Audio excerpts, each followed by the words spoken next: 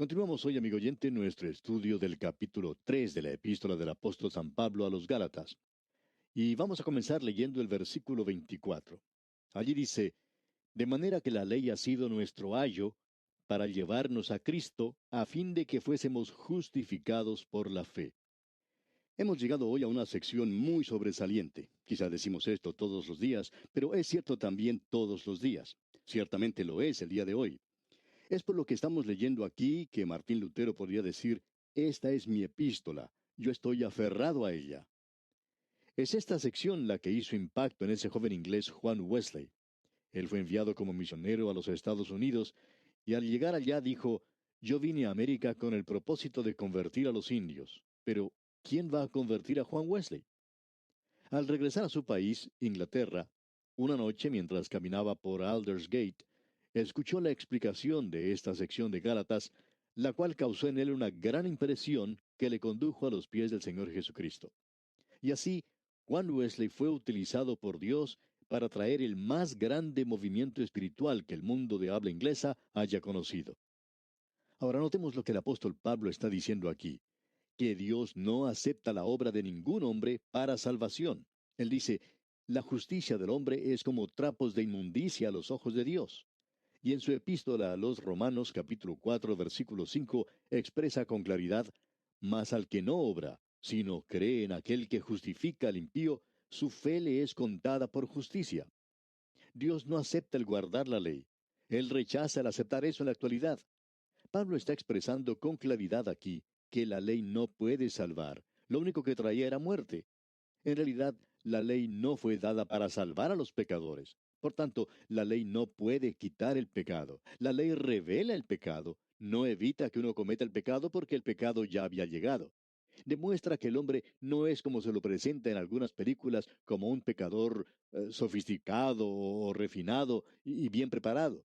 En realidad, el hombre es un pecador vulgar, indecente, injusto. Quisiéramos utilizar aquí una ilustración que puede ser de ayuda para aclarar esto. Es quizá algo demasiado casero, rústico, y esperamos que usted no se sorprenda de lo que vamos a decir. Lo vamos a llevar, amigo oyente, al baño de la casa. Esperamos que usted no nos entienda mal. La televisión hace eso hoy muchas veces, ¿no le parece? Siempre muestran a alguien que está bañándose en alguna bañera y muestra todo lo que uno necesita en el baño, en especial los jabones. Pues bien, quisiéramos llevarle a este lugar para mostrarle algo. Vámonos pues al baño de la casa. Estamos seguros que usted, que nos está escuchando en este momento, tiene en su hogar un baño en el que tiene un lavamanos y sobre él tiene un espejo. El lavamanos tiene un propósito y el espejo también tiene un propósito. Digamos que usted se manchó la cara. Usted va al baño, se mira en el espejo y allí puede notar la mancha que tiene en su rostro. Ahora, ¿qué es lo que usted hace? Usted no usa el espejo para limpiarse esa mancha, ¿verdad? No creemos que usted lo pueda hacer. Si usted ve una mancha en su rostro y se acerca al espejo y pasa su rostro por el espejo para quitarse la mancha, y si alguien de su familia viene y lo ve haciendo eso, bueno, quizá le dé lástima por su condición y llame a un psiquiatra y haga una cita con él para que lo revise y analice qué anda mal con usted. Amigo oyente, eso no ocurre en mi casa porque no somos tan cándidos como para realizar una tarea como esa, utilizando el espejo. Pero en la actualidad tenemos a mucha gente en nuestras iglesias que están tratando de limpiar sus manchas con el espejo que es la ley de Dios, y piensan que con eso se la pueden quitar. Usted no se quita la mancha tratando de limpiarse con el espejo, amigo oyente. Como usted puede darse cuenta, la ley revela. La palabra de Dios es el espejo y revela lo que somos nosotros, que somos pecadores y que no llegamos a alcanzar la gloria de Dios. Eso es lo que revela la ley. Gracias a Dios que debajo del espejo está el lavamanos, y es allí donde uno se puede quitar la mancha. Amigo oyente, el espejo es la palabra de Dios. La ley es el espejo, y usted no se puede limpiar esa mancha con el espejo. Este simplemente se lo revela, le muestra la mancha. Pero gracias a Dios que debajo de ese espejo tenemos con qué lavarnos. Lávame, lávame en tu sangre, oh Cordero de Dios, y con alma limpia me presentaré en tu hogar tan glorioso de amor. Así es que tenemos dónde lavarnos. La ley prueba que el hombre es un pecador, pero nunca lo hace un santo. La ley fue dada, nos dice el apóstol Pablo allá en su epístola a los Romanos, para que cada boca fuese cerrada y para que todo el mundo sea mostrado culpable ante Dios. Ahora notemos que en el versículo 24 se nos dice que la ley ha sido nuestro ayo. ¿Qué es lo que quiere decir con esto de que la ley ha sido nuestro ayo? Bueno, leamos el versículo 25. Pero venida la fe, ya no estamos bajo ayo. La palabra en griego que se utiliza aquí es pedagogus, que quiere decir conductor de niños. En el lugar de los romanos en esa época había ciertos esclavos o siervos que tenían a su cargo a los niños. También, por ejemplo, tenían a otros siervos que estaban a cargo de las herramientas de la casa, del arado, de las carrozas, del ganado y todo eso. También había otro siervo que estaba a cargo de llevar las cuentas del dueño, los libros, los asuntos personales y del banco, el dinero y cosas por el estilo.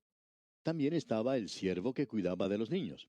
Este esclavo tenía la responsabilidad de educar y asistir constantemente a los niños hasta cuando ellos llegaran a la mayoría de edad. Ellos los tomaban cuando recién nacían y prácticamente los criaban. Era el esclavo quien estaba a cargo de cuidar su ropa y cuidarlos en general, de darles su alimento y si había necesidad, era quien los castigaba también. Llegaba el día cuando la criatura tenía que ir al colegio y este pedagogus lo tomaba de la mano y lo llevaba al colegio y lo dejaba con el maestro o con la maestra. De allí, pues, es de donde se toma esta palabra pedagogo. De allí sacamos la palabra pedal, que tiene que ver con nuestros pies, y hago, que quiere decir guiar. Esto quiere decir simplemente, como acabamos de mencionar, que este siervo tomaba al niño de la mano y lo llevaba al colegio y lo dejaba con el maestro. Entonces, la base de todo esto es pedagogus. Ahora, la ley era también pedagogo. La ley nos toma de la mano y nos lleva a la cruz de Cristo y nos dice, pequeño, allí está tu Salvador. Tú debes confiar en Él. Como usted puede ver entonces, la ley nos guía hacia Cristo. Y ahora llegamos a otra sección maravillosa. No que la anterior no haya sido maravillosa, sino que es un poco diferente. En el versículo 26 de este capítulo 3 de la epístola a los Gálatas leemos, Pues todos sois hijos de Dios por la fe en Cristo Jesús. Pablo nos va a mostrar aquí, en lo que resta de este capítulo y también en la primera parte del capítulo 4, algunos de los beneficios que recibimos al confiar en Cristo y que nunca podríamos recibir bajo la ley. En otras palabras, la ley nunca le dio al creyente la naturaleza de un hijo de Dios. En cambio, Cristo sí puede hacer eso. Solo la fe en Cristo nos puede hacer hijos de Dios. La ley nunca nos hace hijos de Dios. Observemos esto por un momento. Pablo dice, pues todos sois hijos de Dios. Había un predicador que solía decir, los hijos legítimos de Dios. Y alguien en cierta ocasión se acercó y le preguntó, ¿hay acaso alguna otra clase de hijos que tenga Dios que no sean legítimos? Pues bien, esa advertencia era correcta. Él no tiene sino una sola clase de hijos, y esos son los legítimos hijos de Dios. Y usamos ese término simplemente para darle más énfasis a lo que estamos diciendo. Pero amigo oyente, usted ha sido hecho un hijo legítimo de Dios por fe en Cristo Jesús. Y eso es todo lo que necesita. No hace falta la fe más algo, que da como resultado salvación, sino que es la fe y nada más. La fe sola es lo que lo hace a usted un hijo de Dios. No hay otra cosa que lo pueda hacer un hijo de Dios. Notemos lo que dice aquí, pues todos sois hijos de Dios. ¿Cómo? Por la fe en Cristo Jesús. Repetimos, no es la fe y algo más, es simplemente fe. Usted puede haber notado que el israelita, la persona individual en el tiempo del Antiguo Testamento bajo la ley, nunca llegó a ser un hijo de Dios. Dios llamó a la nación de Israel su hijo. Él dice, Israel, mi hijo. Ahora en este se incluía a toda la nación junta y era tomada como un hijo, a la que también se le llamaba la nación electa. Pero esta nación elegida era generalmente el remanente. El israelita individualmente nunca fue llamado hijo de Dios. ¿Cómo se lo llamaba entonces? Se le llamaba siervo de Jehová o siervo de Dios. Por ejemplo, tenemos a Moisés. ¿Cómo se dirigía Dios a Moisés? Moisés estaba íntimamente relacionado con Dios, y Dios decía de él, Moisés, mi siervo, ha muerto. Ahora, eso es lo que él dijo al final de la vida de Moisés. Ese era el epitafio. Eso era lo mejor que Dios podía decir de Moisés. Moisés mi siervo. Tenemos también a un hombre que ocupaba un lugar especial en el corazón de Dios, David. Y Dios también llamó a David mi siervo. Usted puede apreciar entonces que si usted hubiera podido cumplir con la ley, amigo oyente, cosa que no lo puede hacer, pero si lo hubiera podido hacer, hubiera sido su justicia. Pero su justicia en realidad es inferior a la justicia de Dios. Nunca puede alcanzar a la justicia de Dios y hace falta la justicia de Dios, amigo oyente, para hacerlo. En el Nuevo Testamento se nos enseña esto. Allá en el Evangelio según San Juan, capítulo 1, versículo 12, podemos leer, Mas a todos los que le recibieron, a los que creen en su nombre, les dio potestad. Y esa palabra allí es exusión, es decir, poder, la autoridad, el derecho de ser hechos hijos de Dios. El Señor Jesucristo dijo una noche a un principal de los judíos que se llamaba Nicodemo. Él era un religioso 100%, y él tenía una religión que había sido dada por Dios mismo. Era algo que ya no servía como antes, pero él la estaba cumpliendo de una forma muy meticulosa. Y nuestro Señor Jesucristo le dijo, os es necesario nacer de nuevo. Nicodemo no era un hijo de Dios. Por eso él le dijo, os es necesario nacer de nuevo. Y deseamos expresar bien claro esto aquí y vamos a ser bastante dogmáticos en cuanto a esto. Sus oraciones, amigo oyente, su separación fundamental, sus dones de los cuales usted se puede jactar en el día de hoy y su bautismo, ninguna de estas cosas puede lograr que usted llegue a ser hijo de Dios. Lo único que lo hace a usted un hijo de Dios es la fe en Jesucristo. Eso es lo que Pablo nos está diciendo aquí. Permítanos hacer una declaración que creemos es muy necesaria. Quizás seamos un poco rudos al hacerlo, pero es necesario. La herejía más detestable, más condenable que se haya diseminado por este mundo, es la herejía de la paternidad universal de Dios y la fraternidad universal del hombre. Los que la sustentan dicen que todos somos hijos de Dios.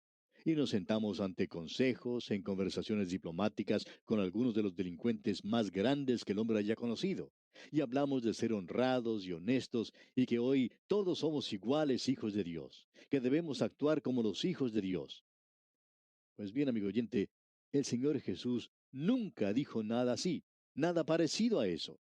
Él miraba a los principales de los judíos, a los religiosos de ese día y les decía, vosotros sois de vuestro padre el diablo, y los deseos de vuestro padre queréis hacer. No fui yo, amigo oyente, quien dijo eso. Fue el Señor Jesucristo mismo quien lo dijo. Evidentemente existía alguien en su día que no era hijo de Dios. Amigo oyente, creemos que el diablo todavía tiene a muchos de sus hijos andando de un lado para otro en este mundo. No todos ellos son hijos de Dios. La única forma, repetimos, en que usted puede llegar a ser hijo de Dios es mediante la fe en Jesucristo. Sigamos adelante ahora con el versículo 27 de este capítulo 3 de la epístola a los Gálatas. Leemos, porque todos los que habéis sido bautizados en Cristo, de Cristo estáis revestidos. Ahora esperamos que usted no esté pensando que este bautismo que aquí se menciona es el bautismo por agua. El bautismo es siempre un rito bautismal y creemos en él, creemos en ese rito con todo nuestro corazón.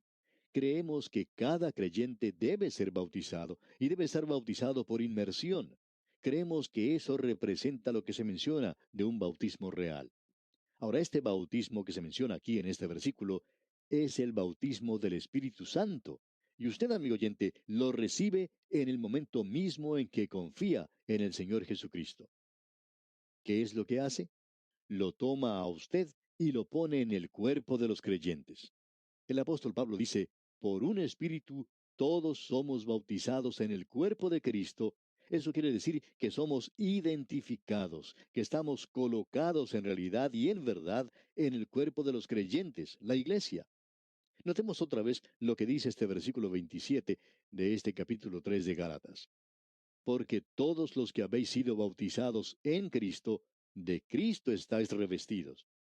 Usted se ve en Cristo, amigo oyente. Dios lo ve en Cristo y por tanto lo ve a usted perfecto. Usted no puede agregar nada a eso. Ahora el versículo 28 dice, ya no hay judío ni griego, no hay esclavo ni libre, no hay varón ni mujer, porque todos vosotros sois uno en Cristo Jesús. En este cuerpo de los creyentes no hay ni judío ni griego. Esto es lo único que puede borrar las divisiones raciales cuando usted llega a Cristo. Cualquier hombre que está en Cristo es mi hermano, y no importa cuál es el color de su piel. Es el color de su corazón lo que me interesa. Hay muchas personas blancas que andan por allí con corazones negros, amigo oyente, y ellos no son mis hermanos. No importa lo que usted diga, es solo en Cristo Jesús que nosotros somos hechos uno. Gracias a Dios por eso, me regocijo en eso. Recibimos cartas de personas de todas las razas respondiendo a los programas radiales y ellos nos llaman hermanos y nosotros los llamamos hermanos. ¿Por qué? Porque somos hermanos. Nosotros vamos a estar juntos por toda la eternidad. Estamos en Cristo. Ya no hay judío ni griego, ni hay esclavo ni libre. En este asunto del capitalismo y la labor, lo único que puede unir a estas personas es Cristo, por supuesto. No hay varón ni mujer. Ahora, alguien va a decir, bueno, espere un momento, con esto uno se quita de encima ese movimiento de liberación femenina, digamos de paso, porque en el único lugar en que usted puede ser uno es en Cristo. Pero usted puede ser hecho uno en Cristo Jesús. Todos vosotros sois uno en Cristo Jesús. Esto es maravilloso. Luego Pablo dice, y si vosotros sois de Cristo, ciertamente linaje de Abraham sois. Ahora, ¿cómo es eso? Y herederos según la promesa, debido a que Abraham fue salvo por la fe, y nosotros somos salvos por la fe. Abraham presentó un pequeño sacrificio que señalaba hacia la venida de Cristo. Él ya ha llegado y lo hizo en cierta ocasión, y yo miro hacia atrás en la historia, en la época cuando Él vino hace más de 2000 años. Vino el Hijo de Dios y murió en la cruz por mí para que yo tuviera vida. Hoy yo confío en Él y soy del linaje de Abraham. El autor de estos estudios bíblicos, el doctor J. Vernon McGee, contaba que tuvo el privilegio de hablar a un grupo de judíos en cierta ocasión, y al comenzar su discurso dijo, para mí siempre ha sido un privilegio el hablar a los hijos de Abraham, y todos ellos sonreían. Y luego el doctor Magui prosiguió diciendo, porque yo también soy un hijo de Abraham. Y en ese punto ellos ya no sonreían más. En realidad, algunos de ellos tenían una pregunta dibujada en sus rostros, y con razón. ¿Por qué? Porque si yo estoy en Cristo y usted está en Cristo, ambos pertenecemos al linaje de Abraham y somos herederos según la promesa. Y esto es algo maravilloso. Pablo va ahora a discutir algo, otra forma en la cual la fe en Cristo nos da algo que la ley nunca puede darnos. Vemos eso en el capítulo 4, y aquí encontramos la posición de los hijos de Dios. Solo la fe en Cristo puede darle esa posición, es decir, lo lleva a usted al lugar de madurez completa, donde usted puede haber crecido completamente, donde puede ser adulto. Como Pablo dijo allá en su epístola a los Corintios, sean hombres. Él les escribió al principio y les dijo, ustedes son niños en Cristo, son carnales. Luego, cuando llega al capítulo 4 de esa epístola a los Corintios, Él les dice, sean maduros, crezcan ahora, dejen de ser niños en la forma de pensar. Él quiere que usted y yo, amigo oyente, hagamos eso, porque Él nos ha puesto en la posición de un hijo ya adulto. Ahora alguien quizá diga, bueno, ¿y cómo funciona eso? Bien, como usted puede notar, vamos a tener que dejar esto para nuestro próximo programa, porque ahora no tenemos tiempo de hablar de este asunto. En nuestro siguiente programa vamos a ver cómo la fe en Cristo nos da la posición de hijos de Dios, y que las obras de la ley nunca pueden hacer algo así, por usted ni por mí. Le invitamos pues para nuestro próximo programa. Mientras tanto, deseamos a usted una vida de éxitos espirituales con Cristo en su corazón.